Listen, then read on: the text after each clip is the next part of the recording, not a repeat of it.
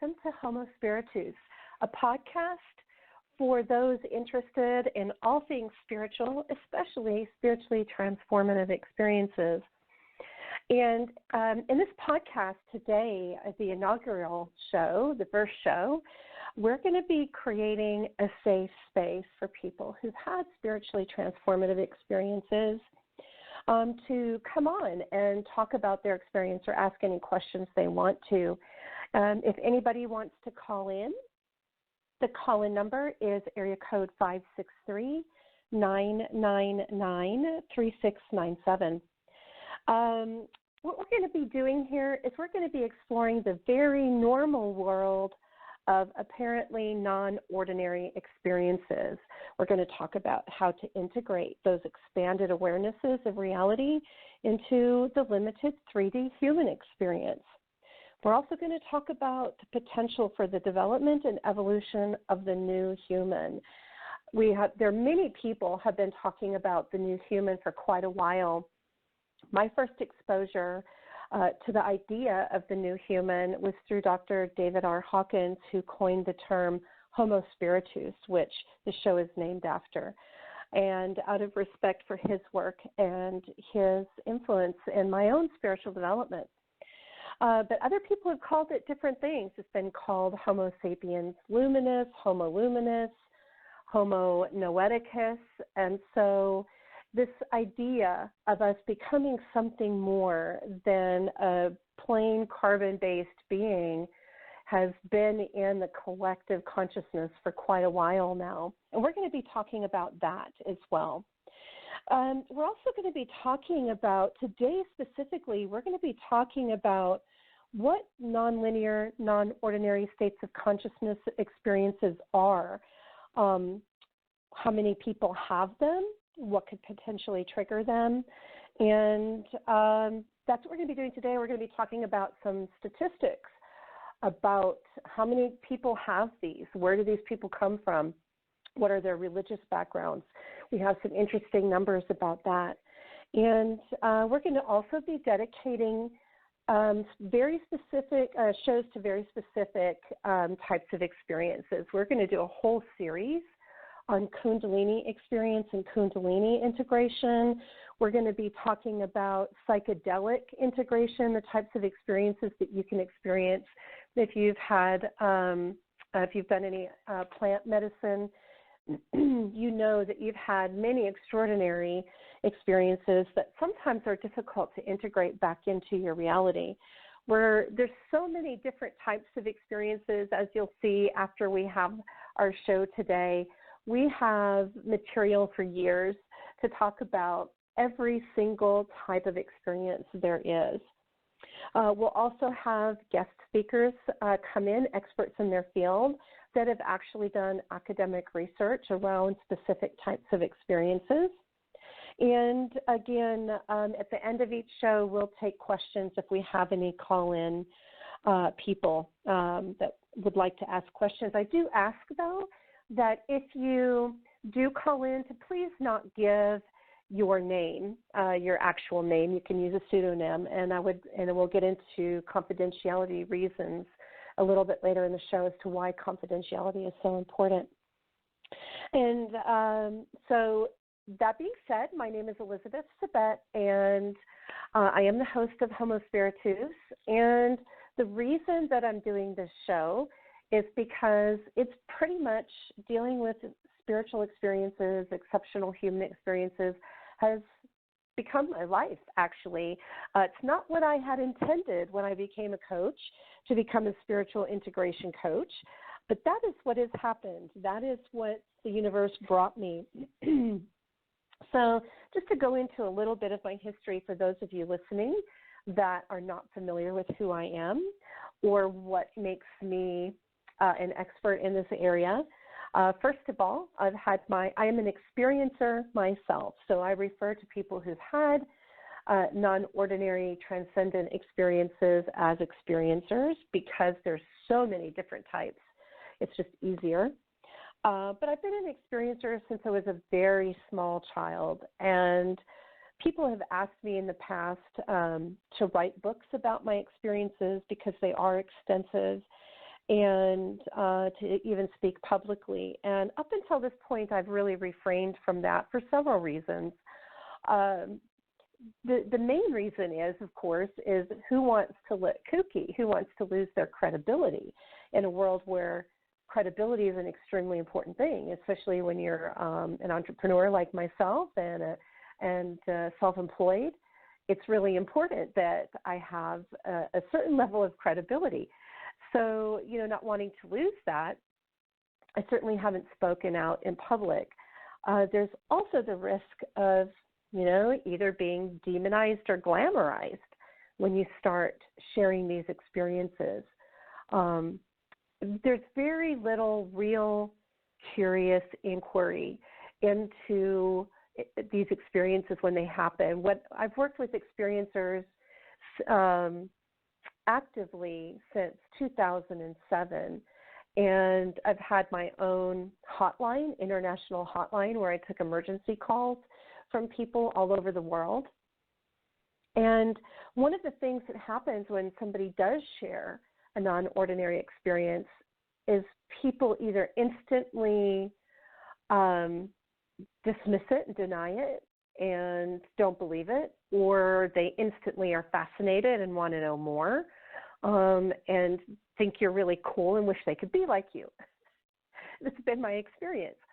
And so there's very little thoughtful inquiry from people when you share. And that's one of the things that I want this show to change, to help be part of the change, the way that we interact with somebody when they come to us with these experiences. So, having had my own experiences, I'll be 55 this summer, hard to believe, but my first experience happened 50 years ago when I was 5 years old, the little girl in Minnesota. And so for 50 years, I have been dealing with a vast array of types of experiences. And I live in Lubbock, Texas, the wonderful, windy West Texas city of Lubbock. And it's a very conservative city by nature, a very practical, pragmatic city by nature. And in 2007, I joined with two friends that were very interested in creating an alternative community, a safe space for people in this area, that if you felt like you were different, that you would have a safe place to go and get to know each other. Between the three of us, we knew 100 people. So one of my friends said, hey, why don't we just have a potluck and then have a speaker after the potluck, and let's see who shows up. And 50 people showed up the first time, and it lasted for 10 years, and we had monthly potluck gatherings and presentations we had 120 of them. It literally lasted exactly 10 years. And we did several events, sometimes just the one a month, and sometimes we had several a month. And we explored all different areas of human experience that was different than the traditional Christian linear way of living life. So we attracted many different types of people. Somebody said, oh, what brings us together is our differences, and that was the truth. We had people who studied different religions, practiced meditation, which was traditionally not acceptable in Christianity. Hinduism, we had Muslims, we had agnostics and Gnostics and atheists, or people who were just trying to figure out what they believed. And so it was just very interesting. And people also that were different in their sexual expression, in their sexual orientation, or their gender orientation. So we collected people that just felt different because we did our best to create safe space. And so being a leader of that community, I became the go-to person if somebody was having a quote-unquote weird, strange, or unsettling experience. And sometimes, spiritually transformative experiences which we'll get into more in depth, don't have to be something crazy like an out-of-body experience or seeing your dead grandparent sitting on the side of your bed. It can be this call, this, this, deep, quiet stirring within the soul that something's not right anymore, that you don't fit in your world, or you don't know if you believe what you were taught to believe anymore. So we also attracted those people as well, that quiet stirring of the soul. And some just came for the fun and the community and the connection. Some just came for the food. But in essence, as a leader of the community, I did become that go-to person. And I worked with hundreds of people here just in West Texas, visited with them about their experiences, and sat with them and was that listening ear, that compassionate listening ear to the troubles that they were going through. And, after 120 presentations over 10 years, we talked about just about everything you could find under the sun to talk about. And my role in that community was really just basically organizer, listening ear, and sometimes community mama. But I did 3 talks in those 10 years, one of them being on Kundalini and the correlation or the interesting experiences of some of the Christian saints that obviously had Kundalini experiences. And so that was one of the talks that I did. And through the course of this community experience called HOPE, Holistic Options for People Everywhere is what HOPE stood for, one of our community members was having a problem in her marriage because of her experiences, and her worldview and her religious view changed because of her experiences. And her family was really wanting to have her committed. They were trying to find, a psychiatrist that would commit her and find something wrong with her. And she wasn't going to take it laying down. And she did her research, and she found the work of Stanislav and Christina Grof and brought me their work. She also found Dr. Janice Holden, who at that time was working at the University of North Texas and had been trained by Stanislav Grof's organization, the Spiritual Emergence Network. And so this community member brought me all this information, and she said, you have to do something about this, and Hope needs to do something. You need to do something. And I thought, wow, in all the years of the community, we'd never had that happen that I was aware of, where she was kicked out of her church home, ostracized by her church. That had happened before, but having somebody's family want to commit them for these experiences was totally new for me to have to deal with. And I, as a coach, I was a life and spiritual coach and still am, but I didn't have any mental health professionals in the local area that I was aware of that I could ethically refer people to talk about these experiences when they brought up trauma or created trauma or created challenges in their life. I had no safe mental health professional. So I thought, well, this is ridiculous.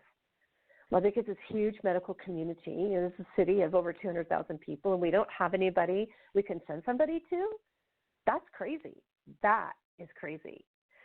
So I contacted Dr. Janice Holden, and I asked her if she would come to Lubbock and do a one-day training for mental health professionals, pastoral counselors, and then have a section in the day for family and friends, so that family and friends can come and hear this research about spiritually transformative experiences to help them understand the difference between a psychosis event and a spiritual emergency, so that we could start creating a healthy dialogue and reduce the fear and help people come together.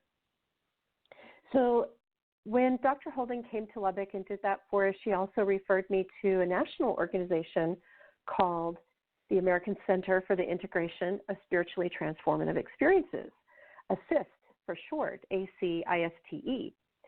And she said, you should call Yolaine of ASIST. She's doing the same thing that you're doing, except on a national level. And So I called Elaine. She graciously gave me her research and invited us to host or to co-sponsor their national conference in Dallas the following year. That was in 2014. And in 2015, I was invited onto the board and became board president in 2016.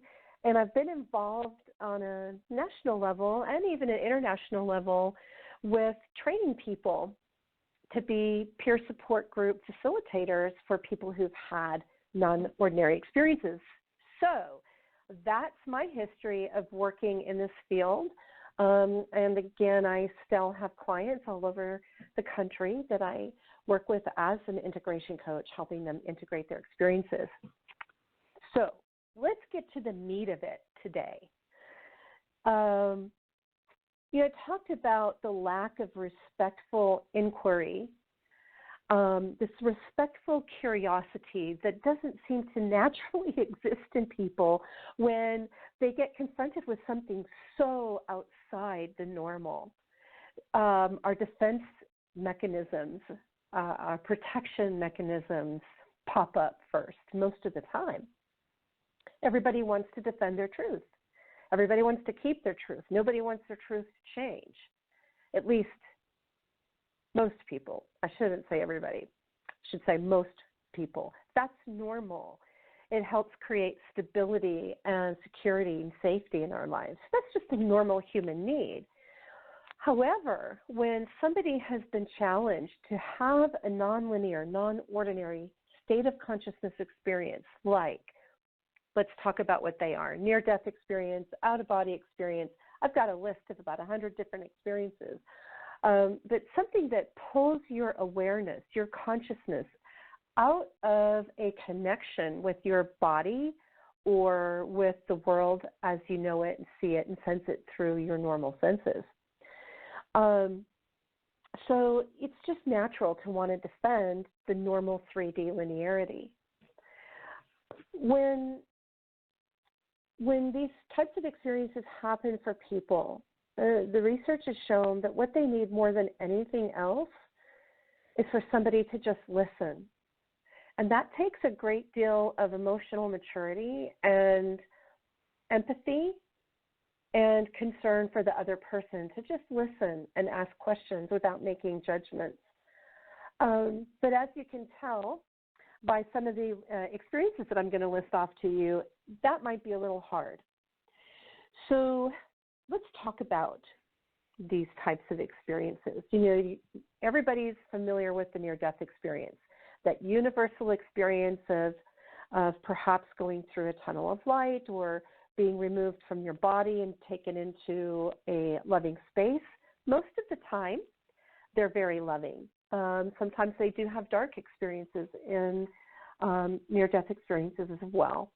But there's usually some communication with a being greater than your own self, your own consciousness, and some are given the option to stay on Earth or to leave Earth, and some are not given an option and they're sent back very abruptly. Some are given information and a mission and told, when you go back, this is what you have to do, this is your work. And some may not necessarily receive that. And they happen in a myriad of different scenarios. It could be illness, it could be a car accident, it could be a suicide attempt. There's something that I found out through Dr. Holden, that there's something even called a near-death-like experience, and where you're have an encountering of beings that come to you and tell you that you can leave if you want to, that you've done everything that you need to do. That is an experience that actually happened to me while I was sitting in meditation one day, and 3 beings stood behind me, and I could sense these 3 beings of light, and they said, you can leave now. You've done everything that you came here to do, and would you like to go? Basically, the invitation was there. And it was kind of like this, I went into this I was already in a very peaceful state in meditation, so the state didn't shift, but I went through this very kind of dispassionate, non-attached review of every primary relationship in my life. And when I saw that everybody in my life's trajectory would continue without change if I left. It wouldn't make any difference if I were here or not in these primary relations of my life until I got to my children. And I saw that my children's life would not continue down the trajectory that they came here to do and be if I left. And so I stayed for them. And Dr. Holden said that was exactly what happens in a near-death-like experience. And then I went into, I swear to God, that it was like a Ghost of Christmas Past experience where I was taken and shown different parts of my life where I had blamed people for my disempowerment and where it wasn't really their fault. It was my fear of stepping into my body and taking and owning my own authority, and just fear of being me and fear of having power, fear of being powerful. And so that was what I had to work on if I was going to stay. I had to quit blaming people in my life. Imagine that. I had to quit blaming people, and I had to accept the responsibility for becoming what I was most passionate about and what was most important to me. And of course, to be present for those that still needed me to be in this world to support their life trajectory. So that's an example of a near-death-like experience. So that and the spontaneous out-of-body experience, or the after-death communication where a loved one comes to you. You may see them, you may not see them, but you can sense them or smell them, or just feel their energy, feel their presence next to you. Those are really like the top three most known spiritually transformative experiences, or potentially spiritually transformative experiences. But there's so many more. I was blown away. So Assist hosts an annual conference every year to train mental health professionals and spiritual guidance directors and coaches on how to work with people who've had these types of experiences. And in part of that conference every year, Dr. Holden hands out a list of experiences that researchers have discovered in their work. And there were, on the original survey, there were like 121 different types of experiences. I was blown away when I read the list. I couldn't believe that there were that many. But then she had everybody check off, like, how many have you had? Which ones have you had? And I had, I don't know, it was like 70-something, which was normal. Like, the people that had gone there, that was not an abnormally high number of experiences.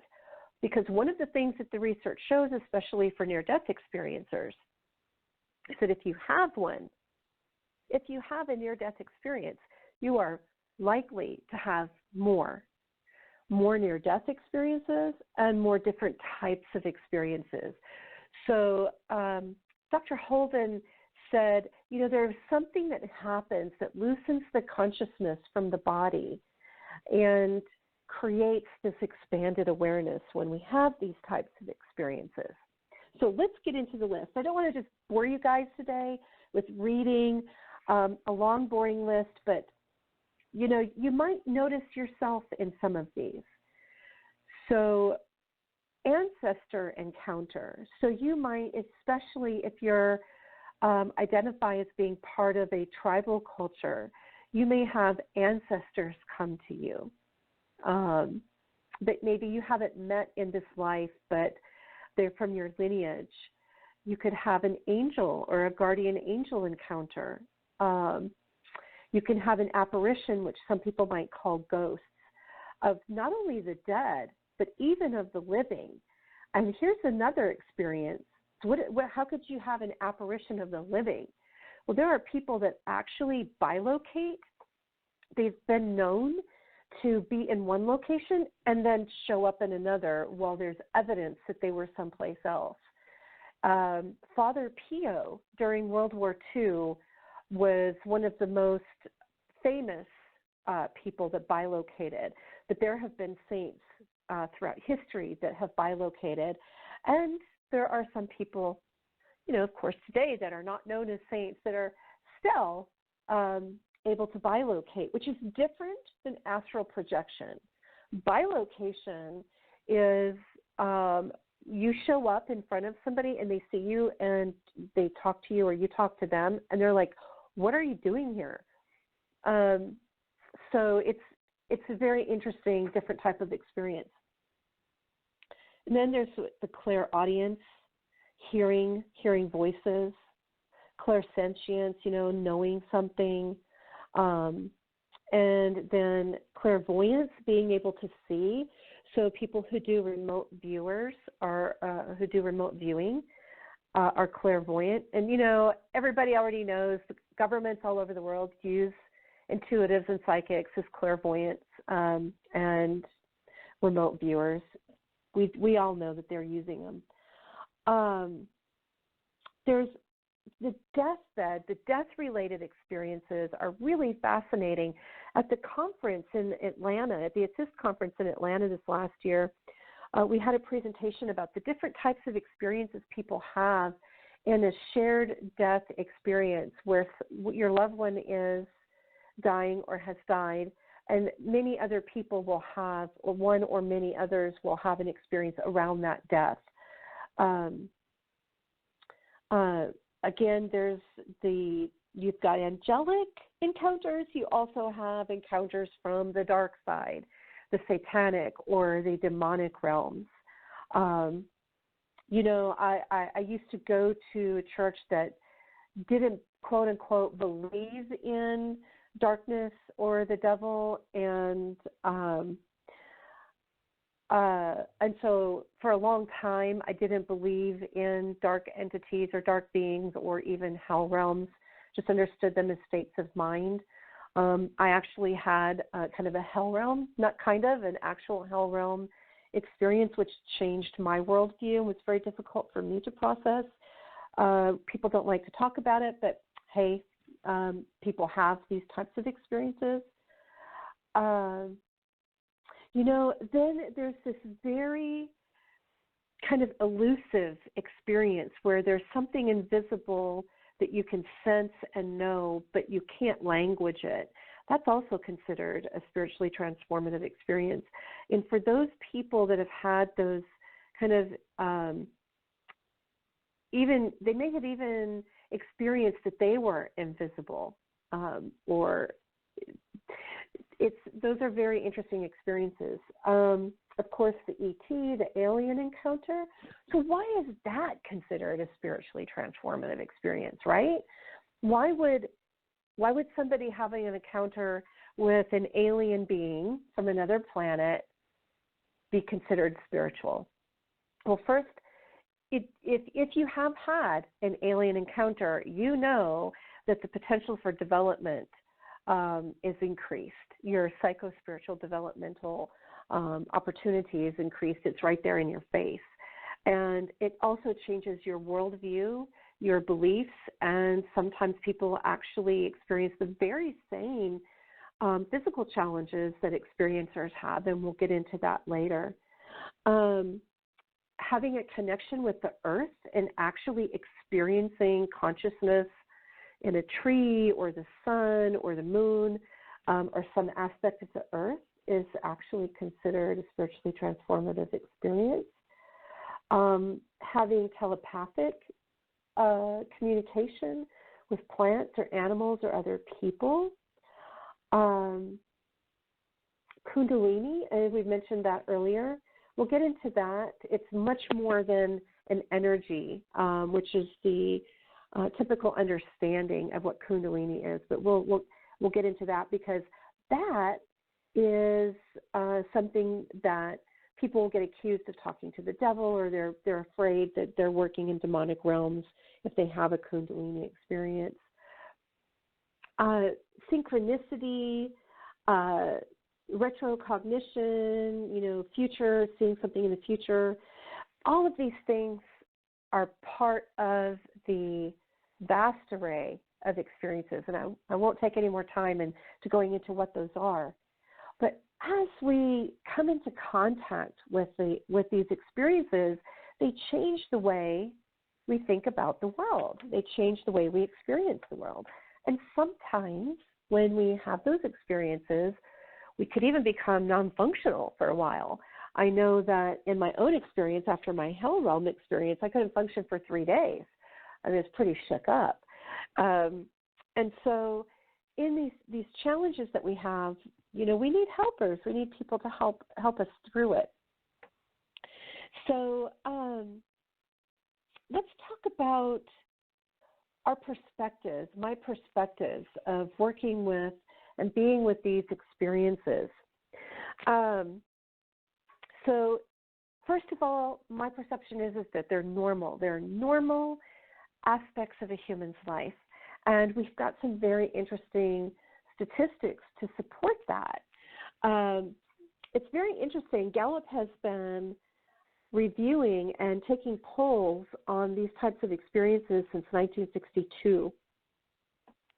And in 1962, only 22% of Americans reported ever having had religious or mystical types of experiences. But that really jumped up in 1976 when 31% said they had mystical experiences. And if you take a look at what happened to our culture from 62 to 76 and the opening and the blossoming of consciousness and meditation, yoga was introduced, more culturally available, I should say, in the 60s and the 70s. So, did that have an effect? I don't know, but it's an interesting correlation. And then in 1994, even Newsweek magazine reported that 33% of Americans had. But in just a decade, from really 94 to 2006, there's a French organization, Ipsos, that does research, and they have the Ethnographic Center for Excellence, where they do a lot of ethnographic research. And they discovered that 40% of people have had religious and mystical experiences. And in 2012, the Pew Foundation found that 49% do. So there is this growing trend of people who are having nonlinear, non-ordinary states of consciousness experiences. And I think the breakdown is really interesting because you could say, well, if you're a religious or a spiritual person, it would make sense that you'd be more apt to have them. And as a matter of fact, that's true. But it doesn't negate the fact that even people who grow up in a secular environment, whether they're just secular or even atheist, does not prevent them or preclude them from having these experiences. They happen to all races, cultures, socioeconomic branches of society. There's no respecter of these things. So I thought it'd be interesting to break down these questions about, is it really just a mystical or is it just a religious thing? So in that 49% in the Pew Foundation data for American Christians, there was a strong correlation. So a strong majority of white evangelicals, 70% of white evangelicals reported having mystical or religious experiences, and Black Protestants had 71% said that they had religious or mystical experiences. Now, 4 in 10 Protestants that people identify as Protestant, so 40% of Protestants had reported, and 30% of Catholics had reported having religious or mystical experiences. But what's interesting is that the numbers for the secular aspect of society, those numbers stay pretty much the same. It's anywhere from like 30 to 36% of people in the secular population that have these experiences. One of the questions I had was age. Do we have more experiences the more that we age? Are we more likely to have those experiences as we age? And, the answer was actually yes, it was. And so it was found that 55% of people that are baby boomers, age 50 to 64 or older, identified with having a spiritual or religious experience. And younger adults, though, had 43%. So while it is, there is a correlation to aging and experience, I think that's pretty high, that the age bracket is 43% for people under the age of 50 as well. So those are just some interesting little tidbits. So are these experiences normal? Well, it sure looks like it, right? You can't say something that even a minimum of the 30% of the population is experiencing as, that's a broad chunk. So I would say that these things are normal, that you are likely to have an experience.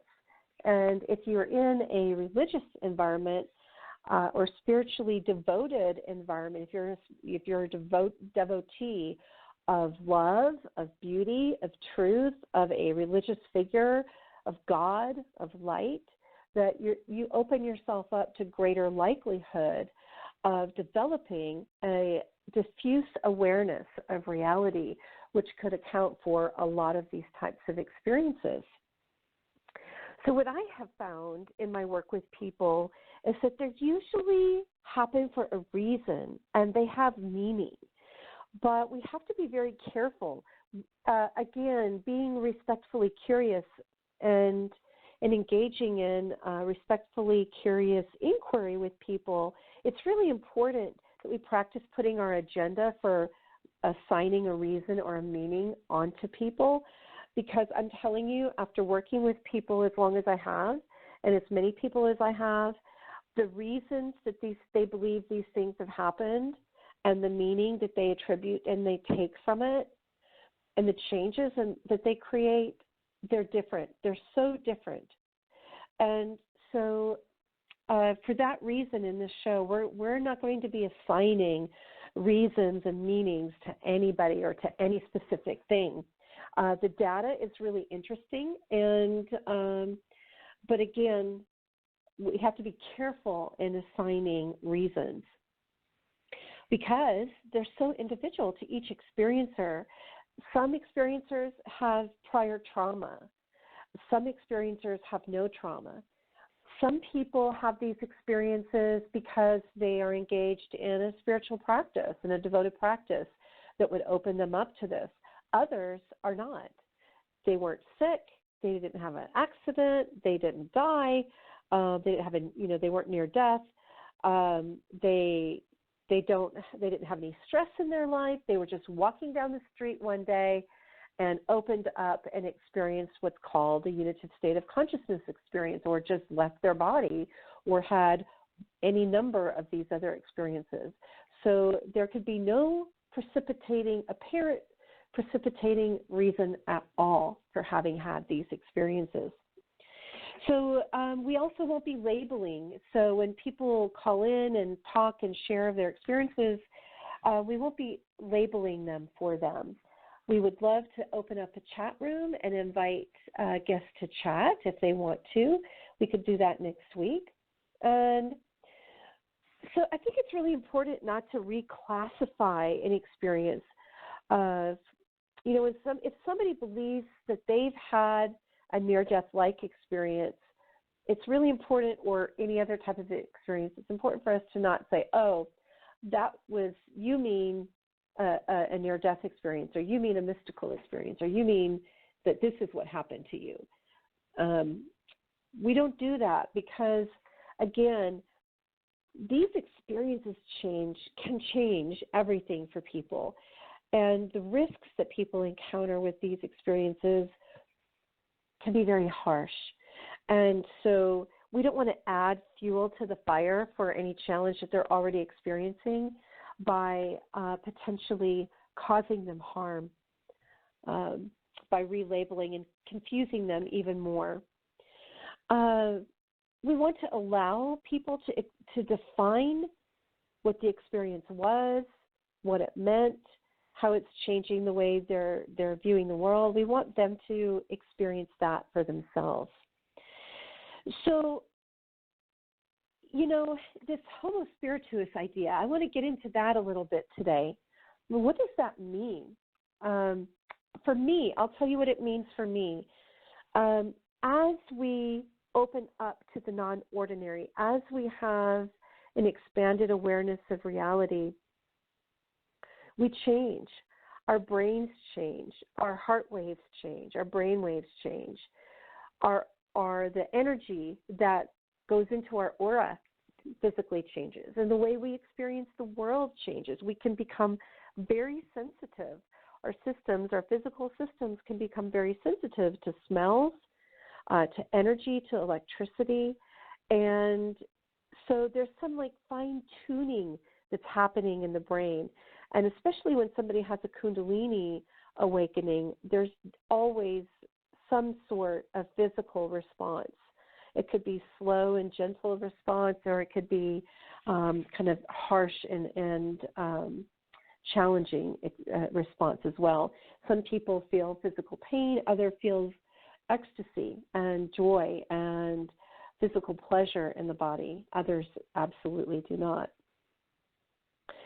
So what I'd like to talk about after we've talked about some of these statistics is, what are some of the things that people want to know after they've had these experiences? A lot of times people ask, why me? Why did this happen to me? And what am I supposed to do with it? How am I supposed to be now?